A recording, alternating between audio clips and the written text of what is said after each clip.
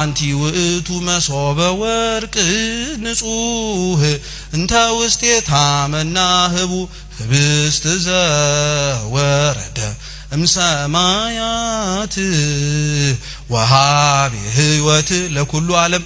እቺ እመቤታችን እኮ ናት። ዲያቆኑ መሶበ ወርቁን ተሸክሞ ሲሄድ መሶበ ወርቅ ተሸክሞ ይሄድ እንዳይመስላችሁ። እመቤታችን አንቺ እቺ መሶበ ወርቅ ነሽ፣ ውስጥሽ የተቀመጠው መና ክርስቶስ ነው እያለ ያመሰግናት ነው የሚሄድ። ይሄንን ሁላችንም ነው አምነን የምንናገር። ውስጥ ቤተ መቅደስ ይገባል። ኡደት አድርገው ሁሉንም ስርዓት ከፈጸሙ በኋላ በየተፈቀደላቸው ቦታ ላይ ይቆማሉ። ስሙ በደም ሁሌም ካህኑን አይታችሁት ከሆነ ጀርባውን ለኛ ሰጥቶ ነው አይደለም የሚቆም። ልብ ብላችኋል አይደለ? ፊቱን ወደ ምስራቅ አዙሮ እኛ በምዕራብ በኩል ምኑን ይሰጠናል? ለምን ንቀት ይመስላችኋል? አይደለም። የምንናፍቀውን ክርስቶስ እሱ ቀድሞት እንደሄደ ሁሉ እኛም እንድንከተለው እረኛ ስለሆነ ነው ከፊት ከፊት የሚሄድ። እየሰማችሁ ነው? እረኛ ስለሆነ በጎቹ እረኛውን ይከተላሉ። እኛም ካህኑን እንድንከተል ጀርባውን ለኛ ይሰጠንና ኑ ተከተሉኝ ለማለት እኮ። ቅዳሴያችንን የምንጀምረው በሃይማኖት ምስክርነት ነው። እስቲ አሃዱ አብ በሉ። ቅዱስ አድለኛ ናችሁ። ይሄን ካህናት ብቻ ነው የሚሉት እኮ ቅዳሴ ላይ። ስለዚህ ዝም ብለህ በል አሃዱ አብ ቅዱስ፣ አሃዱ ወልድ ቅዱስ፣ አሃዱ ውእቱ መንፈስ ቅዱስ። አንዱ አብ በሉ ቅዱስ ነው፣ አንዱ ወልድ ቅዱስ ነው፣ አንዱ መንፈስ ቅዱስ ቅዱስ ነው። ስለዚህ ሶስቱ ምንድናቸው? ይሄ የሃይማኖት ምስክርነት ነው። ቅዳሴ እንኳን ስንቀድስ ምስጢረ ሥላሴን ተናግረን አብም ወልድም መንፈስ ቅዱስም ቅዱስ ናቸው ብለን እንጀምራለን። ይሄንን ክፍል አንስቶ የቅዱስ ጳውሎስ መልእክት እስከሚነበብ ያለው ክፍል የዝግጅት ቅዳሴ ወይም ግብአተ መንጦላይት ይባላል። እየሰማችሁ ነው? ጥሩ። ሁለተኛው ክፍል ደግሞ የንባብ ቅዳሴ ይባላል። የምን ቅዳሴ? ሪዲንግ ሊተርጂ ይባላል። የንባብ ቅዳሴ ነው ይሄኛው ክፍል። በዚህኛው ክፍል ከ14ቱ የቅዱስ ጳውሎስ መልእክታት መካከል አንዱን ስሙ በደንብ። ከሐዋርያት ሥራ አንድ ምዕራፍ፣ ከሌሎች የሐዋርያት መልእክታት ከሰባቱ አንድ፣ መዝሙረ ዳዊት እና ወንጌል ይነበባል። ስንት ምንባባት አሉ ማለት ነው? አረ መልሱ ተው።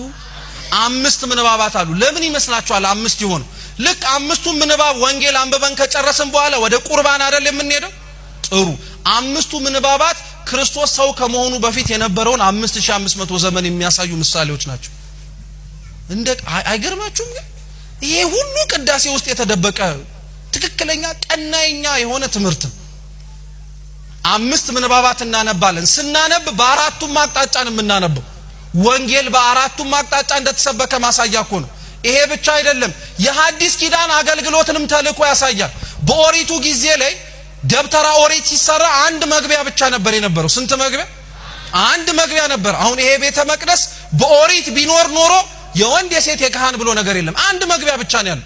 በዛም አንድ መግቢያ ካህናት ብቻ ነው የሚገቡት። ማንም መግባት አይችልም። የአዲስ ኪዳኑ ቤተ መቅደስ ግን አነሰ ከተባለ 3 በዛ ከተባለ ስንት በር አለ? መልሱ እንጂ 4 በር አለ። 4 በር መኖሩን አንዳንድ ሰው እንዲሁ ዝም ብሎ ለነፋስ ማንፈሻ የሚመስለው ሰው አለ። ወንዱ ሴቱ የሚገባበት አለ፣ ካህኑ የሚገባበት አለ። ዋናውን በር ለነፋስ ወይም ዝም ብሎ ለመውጫ ለመግቢያ የተሰራ እንዳይመስላችሁ። ምንም ነገር ቤተ ክርስቲያን ውስጥ ያለ ምክንያት አይቀመጥም። 4 በር የሆነው ከአራቱም አቅጣጫ የሚመጡ ህዝቦችን ቤተ ክርስቲያን እንደምትቀበል ማሳያ ነው። ዘር ነገድ እኮ የማታውቀው ቤተ ክርስቲያን ውስጥ ገብተን ነው እኛ ዘረኛ የሆነ። 4ቱም በር ከየትም ና ቤተ ክርስቲያን ውስጥ ትገባለህ እኮ ማለት ነው። ከየትም እምነት አምነህና ተጠምቀ ቤተ ክርስቲያን ውስጥ የአምላክን ስጋና ደም ትቀበላለህ። እኛ እኮ ክርስቶስ ሊያቀርበው የፈለገውን እኮ ነው ቆመን በር ላይ የምናባረር። እሱ የአምላክ ስጋና ደምን ሰጥቶ እኛ ያልተቀበልነውን አለመቀበል አንድ ነገር እኮ ነው የኛ። እኛ እኮ ሌላውም እንዳይቀበል ራሱ መሰናክል እንደሆነን ታውቃላችሁ። ተው እንላለን። ሶስተኛው የቅዳሴው ክፍል ፍሬ ቅዳሴ ይባላል። ፍሬ ቅዳሴ በሉ። ይሄኛው የቅዳሴ ክፍል አማኞች ሆነው የተጠመቁ የአምላክ ስጋና ደምን የሚቀበሉበት ክፍል ነው። የቅዳሴውም ዋናው ክፍል ይሄኛው ክፍል ነው። የንባብ ቅዳሴ በሉት፣ ዝግጅት ቅዳሴ ሁሉ ዝግጅት የነበረው የአምላክ ቅዱስ ስጋና ክቡር ደሙን ለመቀበል የሚደረጉ ሁሉም ዝግጅቶች ነበሩ። ይሄኛው ክፍል ዋናው ክፍል የአምላክን ቅዱስ ስጋና ክቡር ደሙን የምንቀበልበት ነው። በቤተ ክርስቲያናችን ሥርዓት መሰረት ታዲያ ለአምላክ ቅዱስ ስጋና ክቡር ደም የሚቀርቡ ደግሞ 14 ቅዳሴያቶች አሉ። ስንት ቅዳሴ? 14 ቅዳሴ አለ። እነዛ ቅዳሴያቶች በሙሉ ለቅዱስ ቁርባን የሚቀርቡ ምስጋናዎች ናቸው። ሲጀምሩ ራሱ አኮቴተ ቁርባን የሚሉት። እስቲ አኮቴተ በሉ ቁርባን አኮቴተ ምን አልኳችሁ? አኮቴት ማለት በግዕዝ ምስጋና ማለት ነው። ቁርባን ማለት ቃሉ የአማርኛ ራሱ አይደለም፣ የሱርስት ቃል ነው። ቀጥተኛ ትርጉሙ አማሃ ስጦታ ማለት ነው። ስለሰጠን ስጦታ ስለ ስጋና ደሙ የምናቀርበው ምስጋና ነው። የአምላክን ቅዱስ ስጋና ክቡር ደም ታዲያ ምእመናን በዚህ ክፍል ላይ ይቀበላሉ አስቀድሰው። ያቆራረቡን ተራ ስነ ስርዓት ልንገራችሁ በደንብ አርጋችሁ ስሙ። አሁን ቀላል የማይባል ሰው ስርዓተ ቤተክርስቲያንን በመጣስ በጣም ይታወቃል። አንዳንዶቻችን ስርዓተ ቤተክርስቲያን የምንጥሰው ካለማወቅ ነው። አንዳንዶቻችን የምንጥሰው ደግሞ እያወቅን በምን አለብኝነት ነው። እየሰማችሁ ነው? በምን አለብኝነት ማለት ከተማርኩኝ ካወቅኩኝ ምንም ነገር ባፈርስ ምንም ነገር አይመስለኝም የሚል እግዚአብሔር ለስርዓቱ ቀናኢ ነው። ክርስቲያኖች ኦሪት ዘጸአት ምዕራፍ 20 ላይ እነይህ ብለው ለለመኑት ህዝብ እግዚአብሔር ፊቱን አይደለም ያሳያቸው ስርዓቱን። 40 ቀን 40 ሌሊት ሙሴ ሲና ተራራ ላይ ሲጸልይ ሲሰግድ የነበረው ብቸኛው ምክንያት እግዚአብሔርን ማየት እንፈልጋለን ብለው እስራኤላውያን ሲጠይቁት ማየት የሚፈልጉትን እግዚአብሔር መልኩን አላሳያቸው፣ ህጉን ነው የሰጣቸው። ህግጋተ እግዚአብሔርን የምናይባቸው ናቸው። ስርዓተ ቤተክርስቲያን እግዚአብሔርን የምናይበት መንገድ ነው። ዝም ብሎ የተቀመጠ መመሪያና ደንብ እንዳይመስላችሁ። ቀላል የማይባል ሰው ስርዓተ ቤተክርስቲያን ላይ አክባሪ ነኝ ይላል፣ ግን አክባሪ ሆኖ አናየው። ቅዳሴው ላይ ራሱን የቻለ ስርዓት አለው። የመጀመሪያው ቆራቢዎች ሆነው ሁሌም መጀመሪያ ቆርበው የሚጀምሩት እነማን ናቸው? ካህናተ ቤተክርስቲያን ናቸው። እየሰማችሁ ነው? ከውስጥ ቆርበው ነው እኛን የሚያቆርቡ።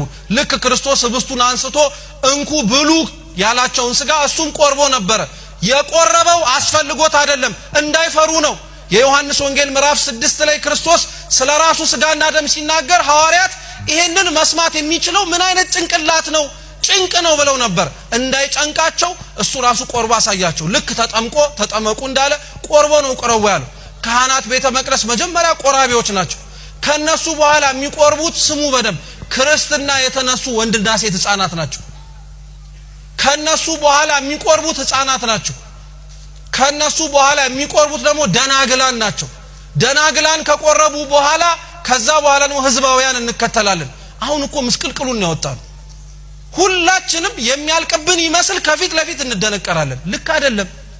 ህፃናት ሁሌ መቅደም አለባቸው። ክርስቶስ እኮ ብሏል እኛ ራሱ ምን ቆርበው እኮ እንደ ልጆች ለመሆን እንደሆነ ታውቃላችሁ። እንደ ልጆች ለመሆን እኮ ነው። አሁን እነዚህ የምታዩቸው እዚህ ዝም ብለው የሚነጫነጩት ህፃናት ይረብሻሉ አይደለ? ጉባኤ ተው ከልባችሁ ተናገሩ አይደለ? በጣም የሚገርማችሁ ብፁዕ አቡነ ሽኖዳ የሆነ ጊዜ ላይ እንደዚህ ከህፃናት በጣም ቤተ መቅደሱን ቅዳሴው ላይ መበጥበጥ አበዙ እና ወላጆች ምን አረጉ? ሰበሰቧቸውና ህፃናቱን ቅዳሴውን እንዳይበጠብጡ ብለው የሆነ ቦታ ውስጥ አስቀመጧቸው። ልክ አሁን ፍልሰታ ስትመጣ ብዙ ቦታዎች ላይ ታችሁ ህፃናት አያስቀድሱም፣ የሆነ አዳራሽ ውስጥ ይታጎራሉ። እኛ እኮ ለማስቀደስ ፈልገን ሌላውን ማናስቀድሰው ማለት ነው። ገብቷችኋል? ግን እነሱ አያስቀድሱም፣ እኛ ምን ልናረግ? አቤት ጸደቅን እኮ በጣም ባካችሁ። የሚፈልጋቸውን ህፃናት እኛ አባረናቸው፣ እኛ እንቆማለን። አቡነ ሽኖዳ ታዲያ በጣም ልጆቹ ሲበጠብጡ ወላጆች እያባረሯቸው በጣም አስቸገሩ። ከዛ ምን እንዳሉ ታውቃላችሁ? ብፁዕ አባታችን ህፃናቱ በጣም እየበጠበጡ ስለሆነ ከዚህ በኋላ ቅዳሴ እንዳይመጡ ብለው ተናገሩ አሉ። አቡነ ሽኖዳ እንዲህ ብለው ነው የመለሱት፣ እኔ የሚሰማኝ የብጥበጣቸው ድምጽ ሳይሆን የነገይቱ የቤተክርስቲያን የተስፋ ድምጽ ነው አሉ። የነዚህ የህፃናት ድምጽ የምትሰሙት የነገይቱ የቤተክርስቲያን የተስፋ ድምጽ ነው። እኚህ ናቸው ካህናት ዲያቆናት የሚሆኑት። ዛሬ ግን አይማሩ እናባራቸው አያስቀድሱ ካላችሁ ዋጋ እንከፍላለን። ልጆቻችሁን በጊዜ ነው ቅዳሴ ይዛችሁ መምጣት ያለባችሁ። 1 ሰዓት ተኩል 12 ሰዓት ተኩል ልክ ድርገት ሲወርድ ይዘን መተን ማቁረብ አንችልም። ቤተ መቅደስ መተው ጣኑን ማሽተት አለባቸው። በአምስቱም ስሜት ዋሳቶቻቸው መስዋዕት ማቅረብ አለባቸው። በአይናቸው ካህኑን እያዩ በእጆቻቸው ወንጌሉን እየዳሰሱ በአፋቸው ቅዱስ ቁርባን እየተቀበሉ በጆሮአቸው የቅዳሴውን ተሰጥኦ እየሰሙ በእግራቸው እየሰገዱ ቅዳሴውን ማስቀደስ አለባቸው። ዛሬ ያላስለመድናቸውን ህፃናት ነገ ቅዳሴውን ልመዱ ብንል ከየት ያመጡታል? እኛ ራሱ የተቸገርነው እኮ ይሄንን። ስለዚህ የቆራቢዎች ተራ ይሄ ነው። ሁለተኛ ስሙ